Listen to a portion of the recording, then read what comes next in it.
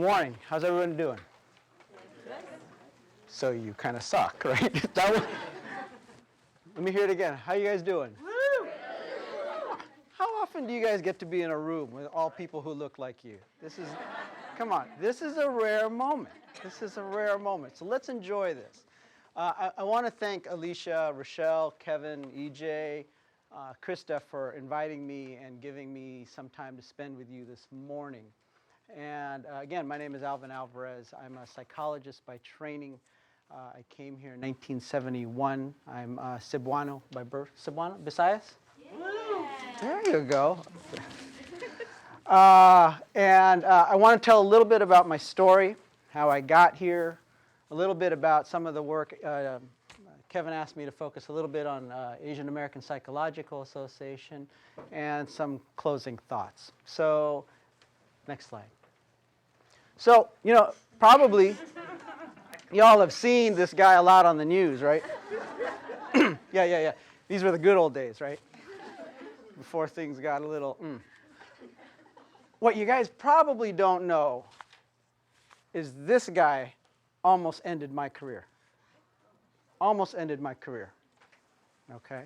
Because see, I was a biology major at UC Irvine. Kevin's also from Irvine. There must be something in the water in Irvine.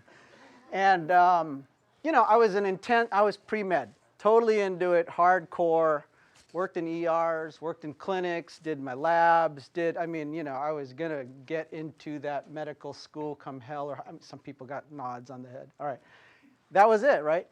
And, my roommate came in, and he said, dude, you got to take this class. You got to take this class. And I said, well, what's the class? And he goes, oh, it's this Asian American Psychology thing. I was like, what is that? That sounds stupid. I said, no, man, you got to take it. You got to take it. Everybody's taking it. See, there was never a single class, an Asian American, anything, prior to that in my entire life, prior to that in the entire university. So Asian American Psychology, I was a biology major, whatever. So anyways, he brought a flyer to me, right? And he gave me the flyer. He said, you got to take this class. And I looked at the class. I was like, Thursday, 7 to 10. No can do. Cosby's on at 8. I can't do this. Cosby's on at 8. I said, and he looked at me and goes, you're a loser. I was like, all right, whatever. I said, I can't do that. I got to blah, blah, blah, blah, blah. So come the first day of class, we're in a quarter system. He comes in and says, come on, man, let's go to this class. I go, dude, it's an hour. And then he goes, look it up. So we looked it up. It was a repeat. I was like, all right. I've seen that episode already. I'll go. All right, I'm going to go. Sorry. Okay? Little did I know that this was the singular pivotal moment in my entire career. So I walked into this lecture hall, and there was 150 black heads.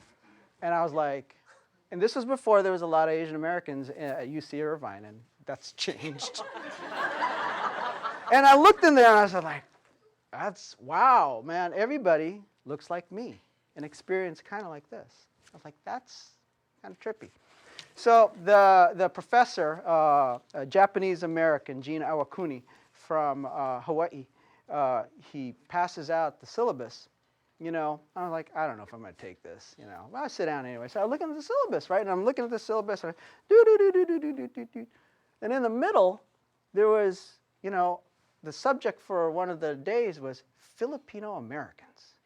I'm just like, and I remember staring at that. I was like, 3 hours on Filipino, like what the hell is he going to talk about for 3 hours? But I was like, ooh, that's interesting. It was just kind of compelling. I was like, that was it. That one line was like, I'd never seen that in that space before. So I was like, all right, fine, sign me up. So I take it, right? I was waiting for that one lecture. I think I stopped paying attention to Chinese Americans, Japanese Americans. I was like, I'm in for that lecture. I want to see what happens on this day. What happens on this day? Next slide, please. So this guy shows up. Some of you might know him. He's known as Uncle Roy. He's Roy Morales. This guy, he's a social worker, but he's a legend within the Phil-Am community. And this old dude sits up in the front, right? And I'm just like looking at him like, like say something. What are you going to say? Tell me, what are you going to say? And he starts talking, and he starts going off about, Oriental this, Oriental that. I was like, yeah. And all of us were like, yeah, we're Orientals, we're, da-da-da-da. And then this guy says, man, I ain't no fucking Oriental. I ain't a rug. I'm a Filipino. And I was like, that's deep. That is, you dude. Like, woo. I never, ever had I heard anybody talk about that. And we were blown away, right? Because if you grew up in this country, right, you accept a lot of how you are seen. And the counter narrative is hard to find, right? And so this guy just blew it out of the water. So I was like, okay, I'm going to work in this class. I'm going to bust my butt in this class. And and Linda, talks about this earlier. So the final paper, you're supposed to write this paper. So on anything. So I wrote without reading anything about anybody, there was no papers that I could find, nothing that I could find in the library, but I wrote about identity. And I wrote about my own struggles, about, how non-Asian I was. How all my life people kept asking me, what's your name, Alvin? No, what's your Asian name? Still Alvin. How come, your name is Alvarez? How come, you don't know how to eat with chopsticks? I said, spoon and fork, man. It's like, I don't know, all these experiences, and I kept digging, and I sat with myself and thought about, Filipino. Why am I called Filipino? Why am I named after this old king in Spain? Like, what is that about? And I wrestled with that, not knowing anything about any of this. And I wrote in the paper, and I came to the conclusion, and this is a shout out to EJ and all my compatriots here who really wrote about this much more eloquently. And I came to the conclusion it had to do with being colonized, for years. That's why my dad loved watching John Wayne flicks all over the time, right? That's what it was about. And I wrote about that being a distinct identity from this thing called Asian American. And I was proud. It was the single paper that I felt like I took a risk, I wrote it, and I turned it in. I got it back a few weeks later. I got a B on it. I was like, wow, okay. So I talked to my TA, and I said, can you tell me why, right? And he basically told me, he goes, I think you're too sensitive. I think you got to lighten up. It's too much, you're too angry here. And so, one of the things, and as a result of that, and I haven't said this in public before, the lowest grade I ever got in psychology was in Asian American psychology. Because of that paper, right? And it was demoralizing. It was demoralizing, but it sent a message to me that there's a different thing between Asian American psychology and Filipino psychology, and it ain't cool for a lot of people. But it also told me a lot about how, Filipino American psychology is not just this abstract thing that floats out there, right? Asian American psychology is not just something that's abstract. It's actually deeply, deeply, for all of us, personal, right? It is not just this intellectual exercise. It is a personal exercise. And it's a personal exercise about one's own awakening, right? And a lot of the undoing of how we are seen to be and a reclaiming of who we ought to be, right? But for me, it was also very demoralizing at this time. So next slide. So, then they shipped me off to the East Coast. Now, I grew up in Southern California. I'd never lived anywhere else outside of that, and I moved to Washington, D.C. And what I found there was that, that Asian American thing, invisible, non-existent. Filipinos, even more non-existent, right? So, predominantly, when you talk about race and when you talk about racism, just like this, it's a black and white thing. That's what it was. I was as invisible as I had ever been in my entire life, and it was shocking. Yet at the same time, off to the side, I was spending a lot of time reclaiming my history and reading, and I remember this. Next slide, please. This is a very classic picture of an incident in the Philippine-American War when General Smith in Samar gave orders to his men. When asked who should they kill in Samar, his answer was, kill everyone over 10. I'm from the Visayas. Samar is in the Visayas. That hit me right between the eyes. And I was struggling with the experience of racism and discrimination and trying to understand how this could happen, how if I was this little guy who was still in the Philippines 100 years earlier, that could have been me, or my cousins, right? Or my ancestors.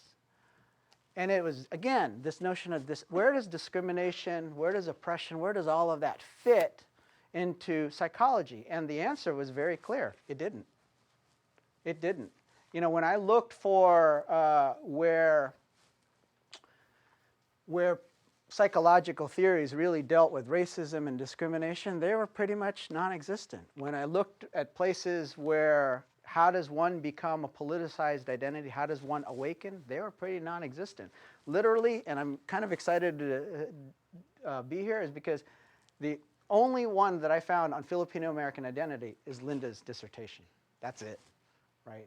There was a few scatterings here and there, but there was really nothing.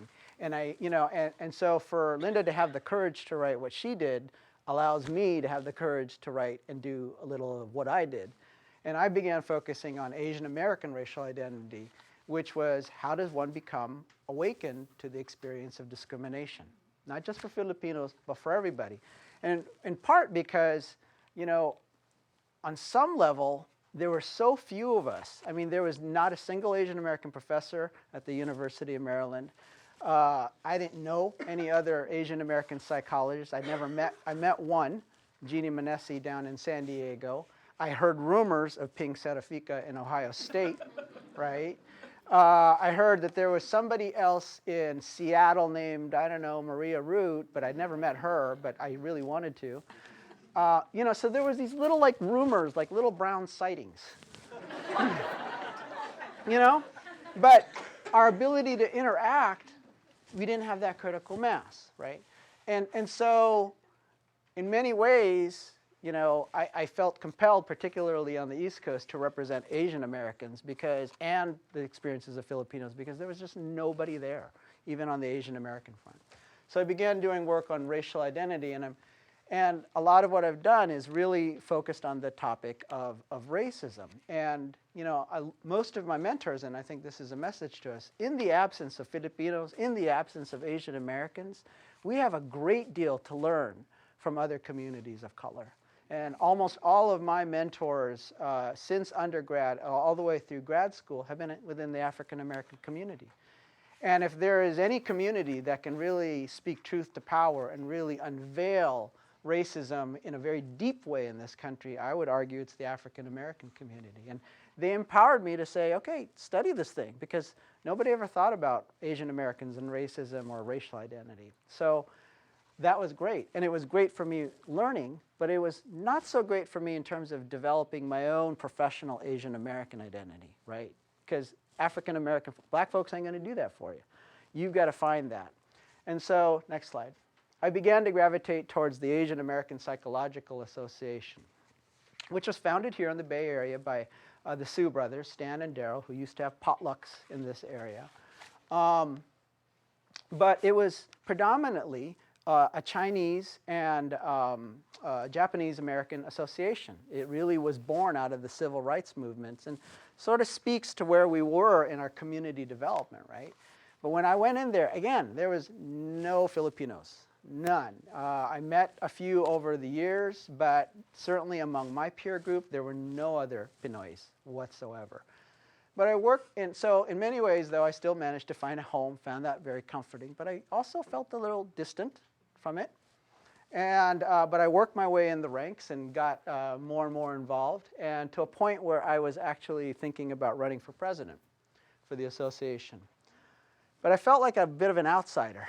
And I was in line at a convention one day for food. I was putting my food in, I was doing this thing here, you know, putting it in. And a very senior individual, Chinese American, was next to me. And they're like, oh, how you doing? Blah, blah, blah, how's school? Oh, yeah, good. He goes, hey, you know, I hear you're thinking about running for president. I said, well, I don't know. I'm going to see. I'm going to think about it, you know. I said, oh, okay. I don't think it's your time. It ain't your time. Now, I'd already felt a little bit of an outsider, always had within that association. But that was a moment where somebody in my own quote-unquote home threw a rock at me. And I've always felt that some of that had to do with the fact that I was Pinoy. And that was hard.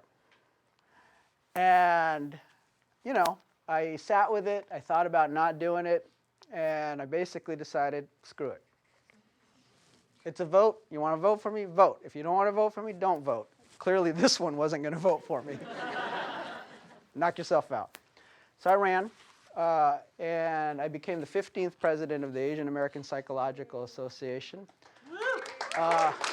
Thanks.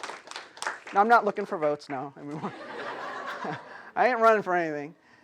But what was striking to me is that 9 presidents before me were Chinese American, 5 presidents before me were Japanese American, and I was the first non-East Asian to actually be elected in that position. And it was powerful for me because I really felt like, wow, outsiders coming in a little bit. And so we devoted a lot of our energy to thinking about how do you stretch the boundaries of the Asian American Psych Association? How do you make this more inclusive? And one of the things that we did, and my administration really promoted, was the notion of a division structure, right? A division that allows an umbrella association, Asian American Psych, to have divisions, right? For whatever groups and reasons. And I got to tell you, there was a lot of drama around that behind the scenes. A lot of the old timers went up to me as like, you are going to break this association apart. Don't do it. Keep it Asian American Psych. Don't push this. This is going to tear us apart. It's going to fragment us as a community. And my argument back to them, and this was tough because I'm talking to my elders now, right? People I respected. And I said, if you don't build it, people will leave. And so that really, for me, it was a struggle, right? And I think this is a struggle within the Asian American community. Where are the places that we come together and hold tight for our similarities, hold tight for our political numbers, and where are the places where we honor our differences and say that we are unique? And so we pushed this, and I'm proud to say that under our administration, 2 divisions emerged, and one of them was the very first one to highlight an ethnic group, which was the Division on South Asian Americans. And that was a powerful message that said, hey, everybody, you know, you can be Asian American, you can also be South Asian. You can be Asian American, you can also be Pinoy. Because at that point, a lot of people were talking to us. The Taiwanese folks were talking to us, Iranian folks were talking to us, South Asians were talking to us, Pinoys were starting to kind of stir it up. And so, you know, now there's 5 divisions. The division of Filipino Americans came after, I guess that was the 3rd or 4th division. Now we have a division of gay, lesbian, bisexual, transgender, queer, and questioning, right? And so there's a blossoming of what it means to be Asian American. And I feel like we're reaching a point where now we don't have to make it a mutually exclusive thing. So here's some lessons I learned. So talking about community identities evolving, right? This notion of Asian American is a new concept. It's evolving, all right? And that came from, the civil rights movements.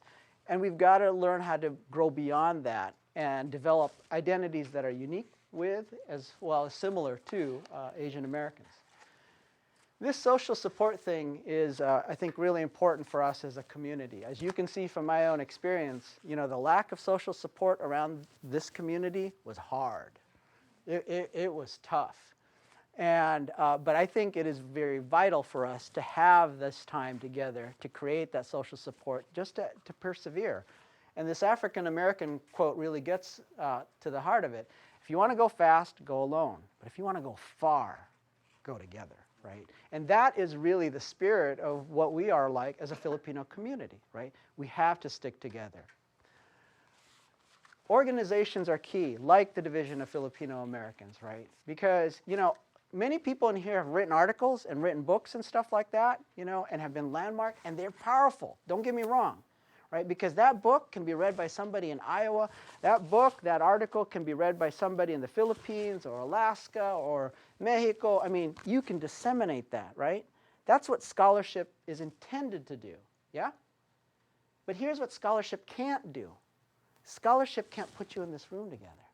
You need an organization like DoFA, right, to bring us together. Because while the books and the articles speak to our head, being in this space speaks to our heart, because you connect with people, right? You take pictures with them. You post it on Twitter. You engage. You have lunch. That's where relationships are formed, okay? So some of the folks in here have done marvelous things for us in terms of our scholarship. The challenge for us, though, is to create the social networks. From us, for us, and some folks have already spoken to this.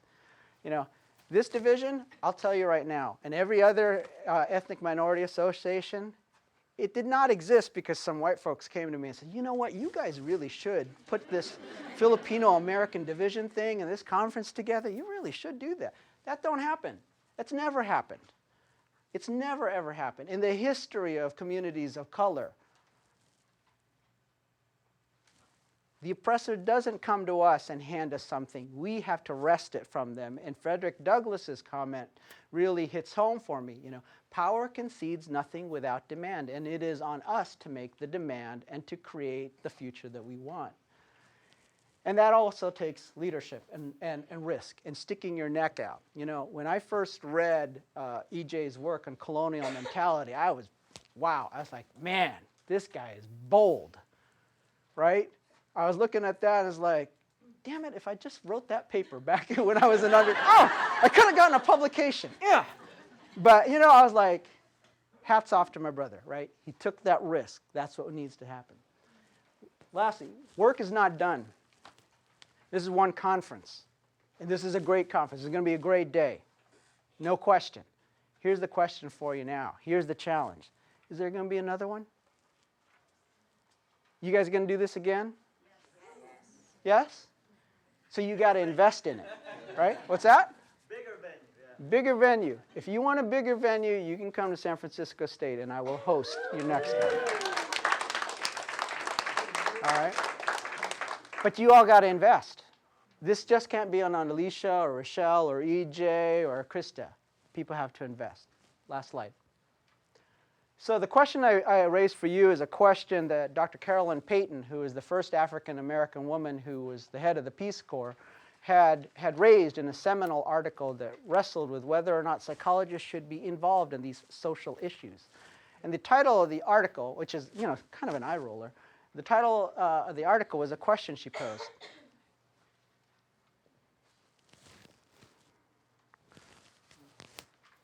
Who must do the hard things? Who must do the hard things? Here's the answer. Those who can. The people who can are the people here in this room, okay? There are people in here going after their doctorates. There are people here who have their doctorates. There are people here who are going after their masters. There are people in here who are getting their bachelors. By virtue of that education, you are, by definition, privileged. You have the research skills, you have the writing skills, you have the public speaking skills, you have the activism skills to bring us together, to fight, to continue to do this kind of work, right? And it's like Du Bois' notion of the talented tenth, right? We have a responsibility to use our education, our privilege, that power in ways that people who don't, people who are silenced, it's our job to give voice to that. So I just wanted to thank you and say, if you really want to put this on together, you want to really keep this going, then you're the ones who can. Thank you.